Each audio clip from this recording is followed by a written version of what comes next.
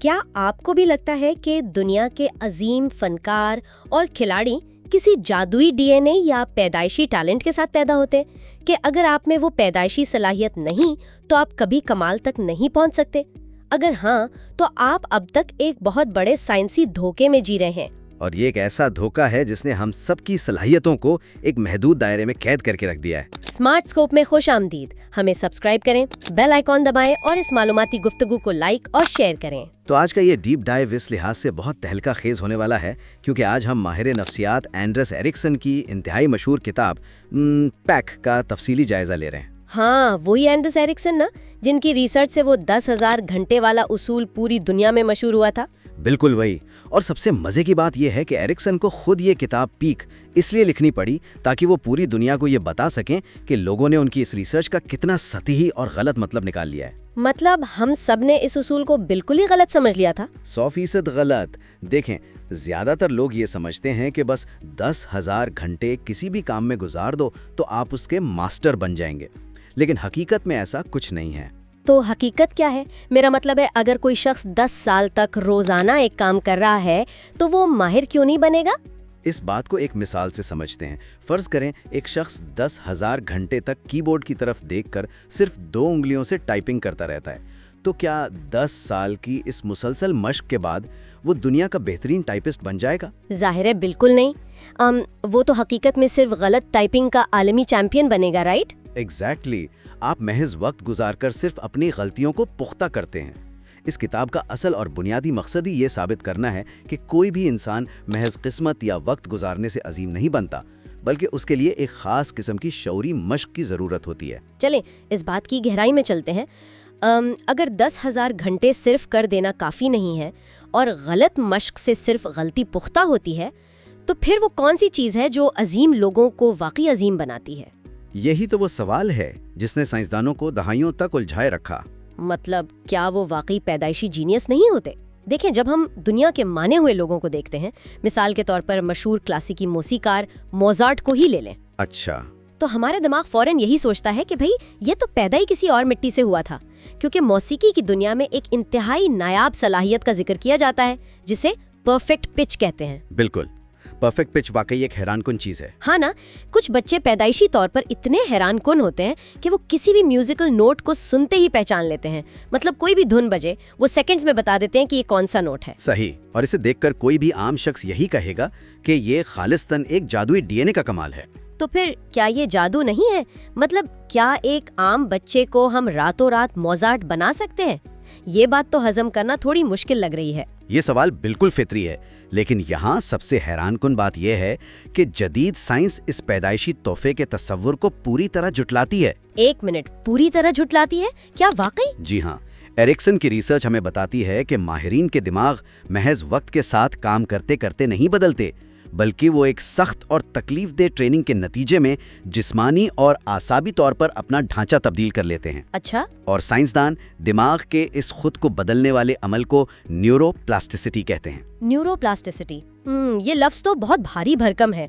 इसका असल में क्या मतलब है? क्या इसका मतलब ये है कि दिमाग का साइज बड़ा हो जाता है या वजन बढ़ जाता है? नहीं, दिमाग का साइज बड़ा नहीं होता।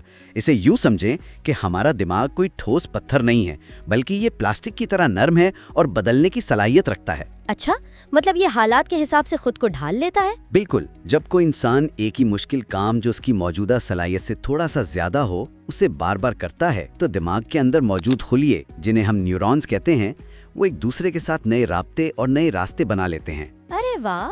दिमाग जिस्मानी तौर पर खुद को उस नए चैलेंज के हिसाब से ढाल लेता है। अब जरा मोजार्ट ही की मिसाल ले लें। लोग समझते हैं कि वो हाथ में वायलिन पकड़े पैदा हुआ था, लेकिन हकीकत कुछ और है। तो हकीकत क्या है? क्या इसके पीछे भी कोई ट्रेनिंग थी?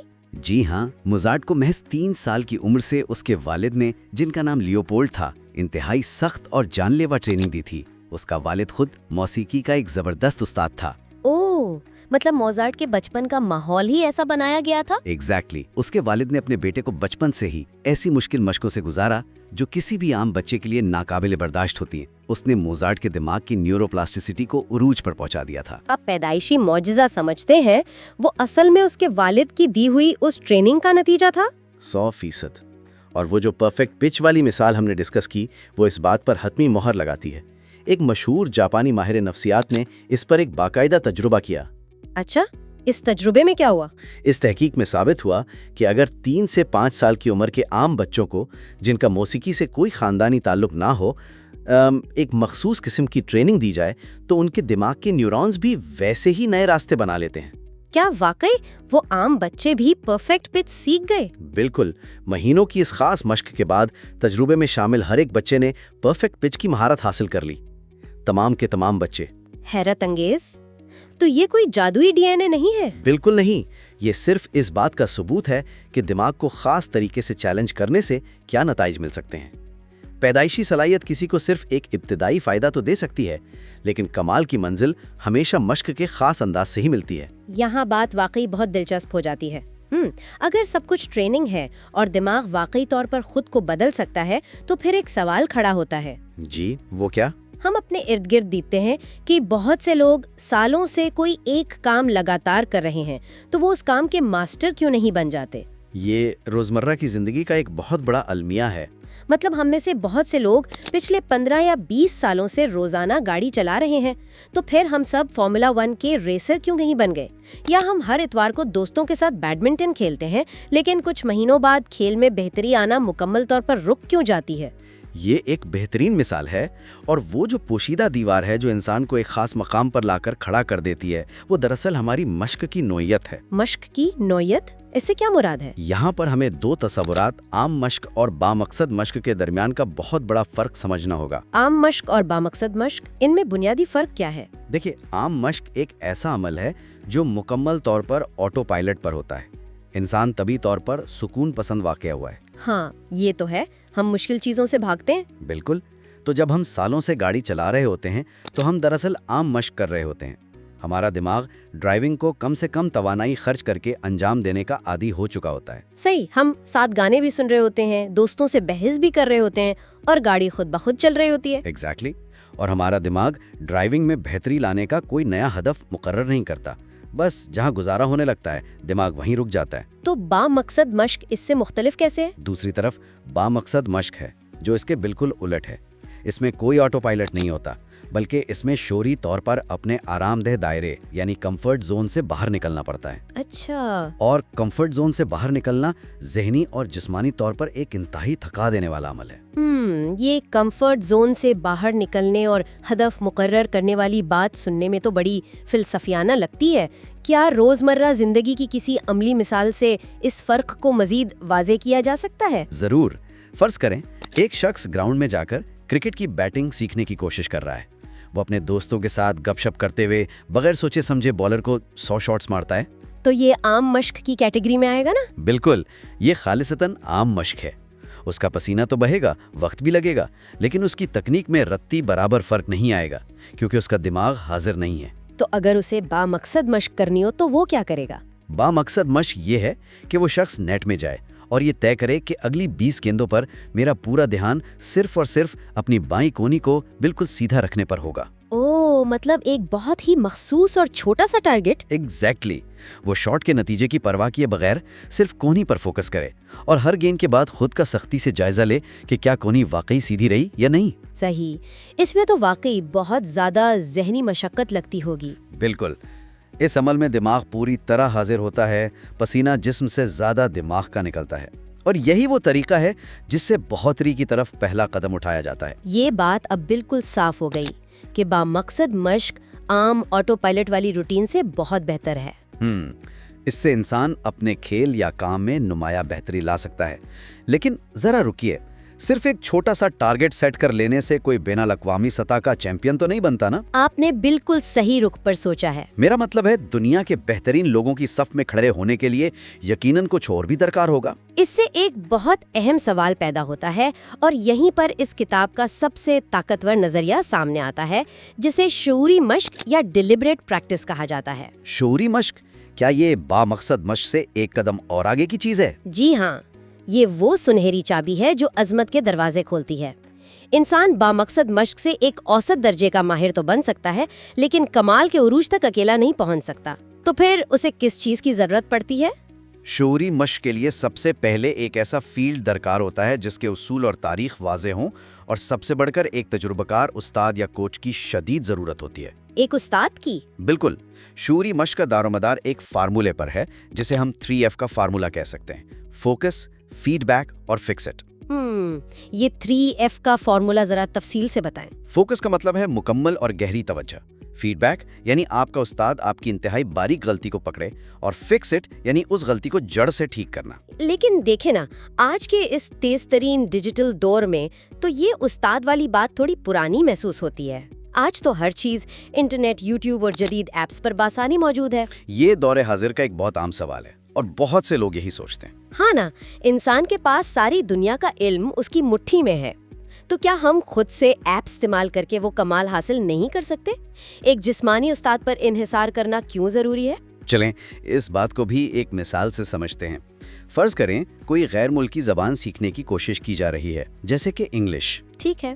شیشے کے سامنے کھڑے ہو کر بولنا یا کسی موبائل ایپ پر تلفظ کی پریکٹس کرنا یقیناً بامقصد مشق ہے، لیکن مسئلہ یہ ہے کہ انسان کا دماغ اپنی ہی غلطیوں کے لیے اندھا ہوتا ہے۔ ایک منٹ، اندھا کیسے ہوتا ہے؟ کیا ہمیں خود اپنی غلطی سنائی نہیں دیتی؟ بالکل نہیں سنائی دیتی۔ ہم خود نہیں جان سکتے کہ ہم کس مقام پر اور کتنی باریک غلطی کر رہے ہیں۔ ہم جو بول رہے ہوتے ہیں ہمیں وہ بالکل ٹھیک لگ رہا ہوتا ہے۔ اوہ اچھا، تو یہیں پر استاد کا کردار آتا ہے۔ ایگزیکٹلی، یہی پر ایک ماہر استاد کام آتا ہے۔ جب تلفظ میں کوئی معمولی سی خامی ہوتی ہے تو استاد فوراً ٹوکتا ہے اور کہتا ہے کہ آپ کی زبان تالو کے غلط حصے پر لگ رہی ہے، اسے دانتوں کے قریب لائیں۔ صحیح، تو یہ وہ فیڈ بیک ہے جو کوئی ایپ اتنی باریکی سے نہیں دے سکتی۔ بالکل، اور پھر وہ استاد اس وقت تک آگے نہیں بڑھنے دیتا جب تک وہ غلطی 100% دور نہ ہو جائے۔ وہ آپ سے بار بار بلواتا ہے، یہ فکس اٹ ہے۔ یہ تو بہت چڑچڑا کر دینے والا عمل ہوگا۔ یہی تو بات ہے، استاد دراصل دماغ کو اس کی آخری حد تک دھکیلتا ہے جہاں انسان کا اپنا ذہن ہار مان لینا چاہتا ہے۔ تنقید برداشت کرنا اور ایک ہی تکلیف دہ عمل کو بار بار دہرانا اتنا مشکل ہوتا ہے کہ زیادہ تر لوگ بیچ راستے میں ہی ہمت ہار دیتے ہیں۔ تو اس سب کا اصل مطلب کیا ہے؟ جب کوئی شخص سالوں تک اس 3F والے کڑے فارمولے اور ایک سخت استاد کے زیر سایہ گزرتا ہے تو اس کے دماغ کے اندر حقیقت میں کیا تبدیلی رونما ہوتی ہے؟ اگر ہم اسے بڑی تصویر کے ساتھ جوڑ کر دیکھیں تو یہ وہ مرحلہ ہے جہاں وہ انسان عام انسانوں سے مکمل طور پر مختلف ہو جاتا ہے۔ مختلف کیسے؟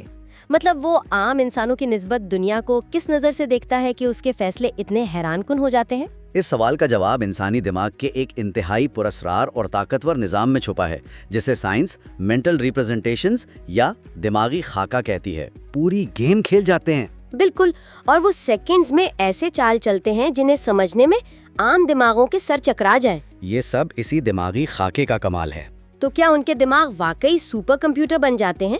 وہ اتنی چالیں کیسے یاد رکھتے ہیں؟ دراصل سالوں کی اسی شعوری اور تکلیف دہ مشق کے بعد ان ماسٹرز کے دماغ میں ان کے متعلقہ کام کا ایک انتہائی پیچیدہ اور تفصیلی نقشہ بن جاتا ہے۔ اچھا، جب ایک عام انسان شطرنج کا بورڈ دیکھتا ہے تو اسے 32 الگ الگ مہریں اور 64 خانے نظر آتے ہیں، اور اس کا دماغ اس قدر زیادہ معلومات کو پروسیس نہیں کر پاتا۔ ہاں، وہ تو ایک ساتھ اتنی چیزیں دیکھ کر کنفیوز ہو جائے گا نا۔ ایگزیکٹلی، لیکن ایک گرینڈ ماسٹر کا دماغ اسے 32 مہروں کے طور پر نہیں دیکھتا، وہ ان مہروں کو پیٹرنز اور جنگی لائنوں کے بڑے بڑے چنکس یعنی چنکس کی شکل میں دیکھتا ہے۔